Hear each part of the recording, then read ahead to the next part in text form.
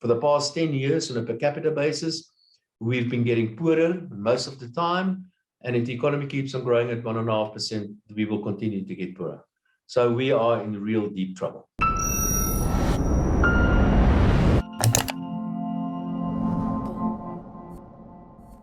South Africa's economy is in the doldrums, but economist Dawie Roodt argues that the economy could get worse in the future. He joins me today on the CRA channel. Dawie, welcome back. It's been a while. We've now had Q2 results from Stats SA showing that the economy contracted by 0.7% in the second quarter. That's a pretty significant decline. What is driving that, and what do you see the current growth trajectory of the country? Yeah, we talk about, when we look at economic growth, usually we look at 3 months or a quarter compared to the previous quarter. It is still a relatively short period of time, and all sort of things can happen in 3 months. And this is exactly what happened during the second quarter of this year. We had the floods in KZN, and we had the blackouts from Eskom, quite a lot of that. And all of those had an impact on economic growth.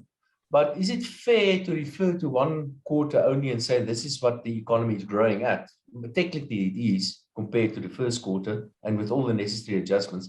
But I prefer to look at a slightly longer period because it smooths out all those huge volatilities that you quite often see. And we saw this during this quarter as well. And if you look, for instance, at the 6 months on 6 months, then you will see that the economy expanded at a rate of 1.3% or something, or roughly, let's call it 1.5%. And that gives you a better indication of the underlying growth trajectory of the economy. And so, and I think that is more or less correct. So I think the South African economy is stuck in a growth trajectory of between, say, 1.5% and 2% or so. And the economy is unlikely to grow much faster than this. You will get a flood, or you will get Eskom blackouts, or you will get a strike, or you will get some sort of international crisis, and the economy will be affected in the short term, like we're seeing in the second quarter or so. But underlying underlying momentum in the economy is around about 1.5%. And that's just horrible. That's just horrible, because that is in line with population growth. For the past 10 years on a per capita basis, we've been getting poorer most of the time. And if the economy keeps on growing at 1.5%, we will continue to get poorer. So we are in real deep trouble. And as you point out, there are exogenous factors, the war in Ukraine, tensions between China and the West. All of these add sand to the gears of the global economy. There's the supply chain crunch, etc.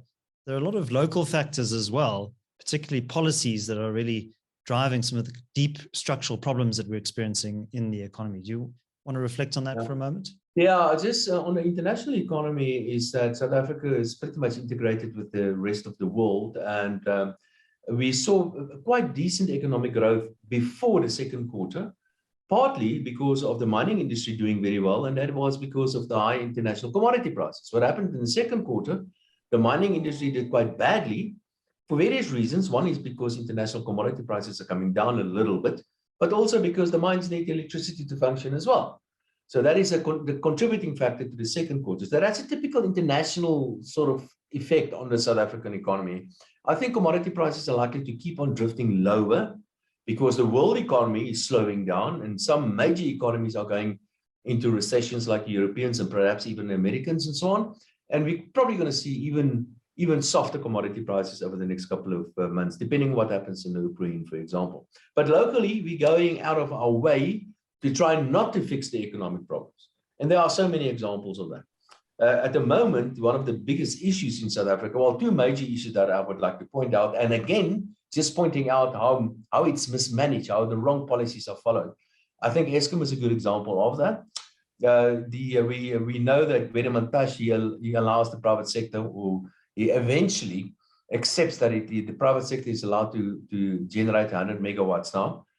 But why was it necessary to really have a fight with him before he eventually decided to allow for 100 megawatts? The president really threatened him, the way I understand this, before he decided to increase that to 100 megawatts. Then we have all sort of other policies, silly policies, import protections on the steel industry, as an example, and all other things. Another example is the export of scrap metal. Stop putting a stop to that. And then Eskom, like I've mentioned, is a major issue in a way that is managed. And then Transnet is another big issue. Transnet, we're going to talk about Transnet a lot over the next couple of years because Transnet is slowly collapsing as well. And Transnet probably needs in the region of about 50 billion rand before to fix the damage that's been done to the Transnet infrastructure the last couple of years and so on. So those are some of the policy issues that I think that we need to address, and the normal stuff like, for example, labor policy, stuff like, for example, fiscal policy. Fiscal policy is just unsustainable. We cannot keep on running a fiscal deficit at the magnitude that we are currently running. We cannot keeping fiscal debt levels keep on increasing that because it becomes simply unsustainable. The tax burden is getting heavier and heavier on a smaller number of individuals. And this week, the tax in Dawie was in Sandton Convention Center. And in a way, I feel quite sorry for SARS because they need to, there's a certain target that they need to achieve. They have to collect a certain amount of money, but people are just leaving the country and the economy is just not growing. So that makes it very difficult for SARS as well to try to achieve those kind of targets that the Minister of Finance is setting in. But I think the most important issue at the moment is that there's a ANC election conference around the corner. There's so much infighting in the ANC. We don't have political leadership. They've got a Lekotla this week, and they are in this Lekotla, they're going to discuss measures to alleviate the plight of the poor in South Africa. We have 30 million people receiving an income from the state every month. We simply cannot afford this anymore. And we don't have political leadership because they fight one another all the time. And in 2 years' time, there's going to be an election. So I think it's not only a policy issue. I think it's also a matter of the politicians simply being absent because they're fighting one another and because they're keeping an eye on the coming election and trying to stay in power. So I guess it's a combination of all sorts of things. The issue in South Africa is not economics. It's easy to fix that. We know how to fix that. The answers are out there. The issue in South Africa is politics. And before we resolve politics, we have to wait for the next general election. Yeah, absolutely. You mentioned Eskom earlier, and generating electricity is not a hugely technical exercise, but the political obstacles are what is creating this crisis.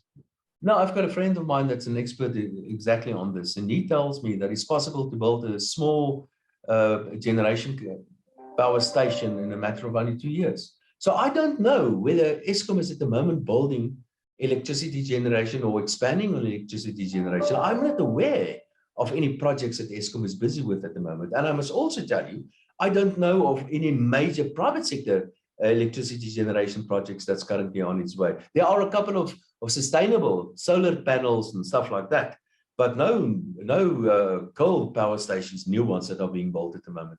And I'm afraid it's all good and well, the green stuff, but the green stuff is not going to provide us with base power, and we need base power before we can get manufacturing as a very important industry, before we can start running factories again. You need base power to run factories. Absolutely. And Dawie, you used to work at the South African Reserve Bank. What do you make of Governor Kganyago's recent interest rate hikes? How's that going to play out in the economy? No, I love that. I know people don't like me saying this, and many economists actually disagreeing with me on that. But I think that is one of the institutions that's still functioning very well. I think Lesetja Kganyago is doing an excellent job. Part of the reason why the Rand is actually quite resilient at the moment is because he started with the tightening cycle relatively early in the cycle. He's sending out the right messages. He's taking the right kind of, he's increasing by the right kind of increments. So what I think Lesetja Kganyago is going to do over the next couple of months is that we're going to see further increases in interest rates. I think another 75 bips, and thereafter maybe a little bit less, 50 or 25 bips or so. But you're not very far away from that top turning point in the interest rate cycle. In fact, I think, especially with the most recent fall in the petrol price, I think that the inflation beginning close to the upper turning point of the inflation cycle as well. So with the weak economy and commodity prices coming down a little bit and so on, so this tightening cycle of the South African Reserve Bank, I think we're probably going to see the end of that, or at least the upper turning point somewhere early next year. So Dawie, what do you think? Are we going to experience a worsening of the economy, or do you think that things will brighten up a bit? No, David, I'm very concerned. I'm very concerned, and that is because there are so many people depending on the state for an income. We've spoken about this before, that 32 million people get an income from the state.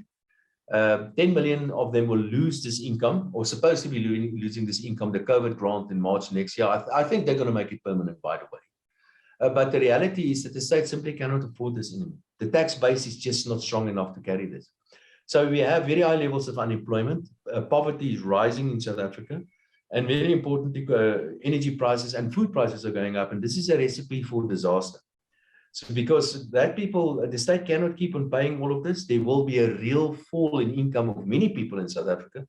And if we take money away from people, especially when they're hungry and especially when food prices are going up, they get angry. So that's the social environment in which we find ourselves. And in this environment, the economy is growing at 1.5%, maybe 2% or so, not going to do something really significant as far as unemployment and poverty is concerned. And nothing is going to happen in terms of policy until we've got a government that's got a fresh mandate of some sorts. It could be even be the ANC. But for now, for the next 2 years, I'm afraid we are in limbo. Dawie Roodt, thank you very much. Let's hand over to you, our audience. Do you think that South Africa's economy can get out of its current rut? Leave your thoughts down in the comment section below.